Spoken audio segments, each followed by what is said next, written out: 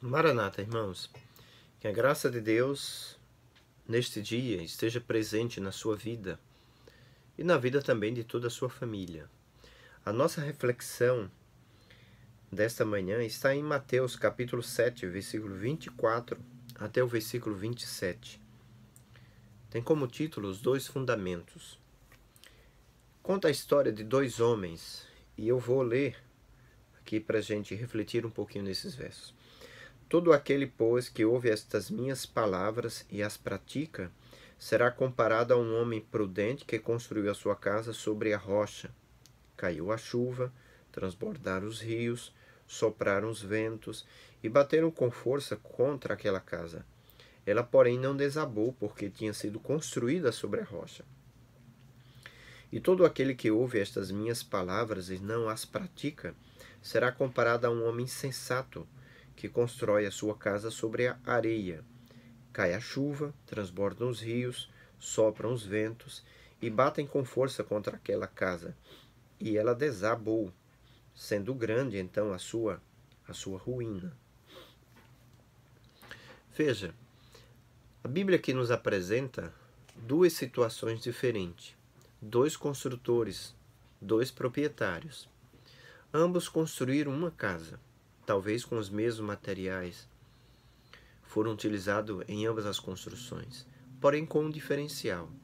Um construiu sobre uma rocha e outro construiu sobre areia. E quando vieram então a chuva, os rios transbordando, o vento, as tempestades, aquela casa que foi construída sobre a areia, ela teve um fim trágico, ela foi destruída, foi derrubada, ela não suportou a pressão. Aquele, no entanto, que foi construído sobre a rocha, ela suportou todas as pressões adversas da natureza e ela permaneceu então firme, inabalável. Bem, Cristo Jesus, ele nos diz que aquele homem que construiu sobre a rocha são as pessoas que ouvem a palavra dele, mas não são simples ouvintes da palavra. Eles são praticantes da mesma. Já aquele que construiu sobre a areia, eles ouviram a palavra, mas não são praticantes. Então não suportaram as adversidades que vieram, não suportaram as provas que vieram, não suportaram as dificuldades que apareceram.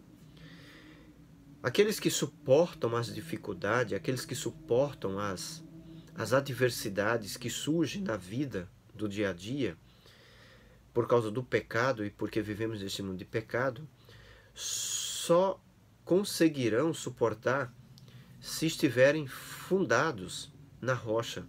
A rocha, na Bíblia, é apresentada como sendo Cristo Jesus. Cristo Jesus é a rocha. E se nós estivermos firmes em Cristo Jesus, ouvindo as suas palavras e praticando as suas palavras, nós, irmãos, estaremos, com certeza, preparados para suportar toda e qualquer adversidade que venha aparecer à nossa frente. Tem pessoas que têm o ouvido furado. A palavra de Deus entra, mas não fica retida. Ela vai embora. E estes irmãos, infelizmente, não conseguirão suportar as dificuldades e as provas finais que sobrevirão a este mundo.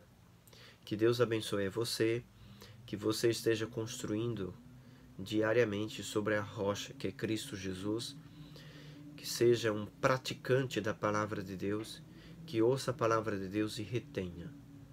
Tá? Retenha.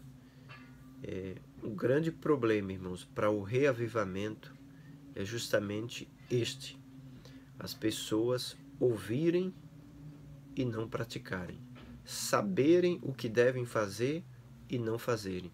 E esse é um grande problema para que haja um reavivamento na vida das pessoas e na vida da igreja. Que você não seja um mero ouvinte, mas um praticante da palavra de Deus. Oremos ao Senhor.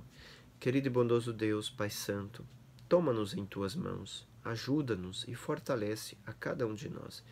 Que a Tua graça e a Tua misericórdia seja abundante na nossa vida, que sejamos praticantes da Tua palavra, firmando-nos então cada vez mais na rocha que é Cristo Jesus, para que possamos estar seguros quando as provas e outras provas maiores vierem.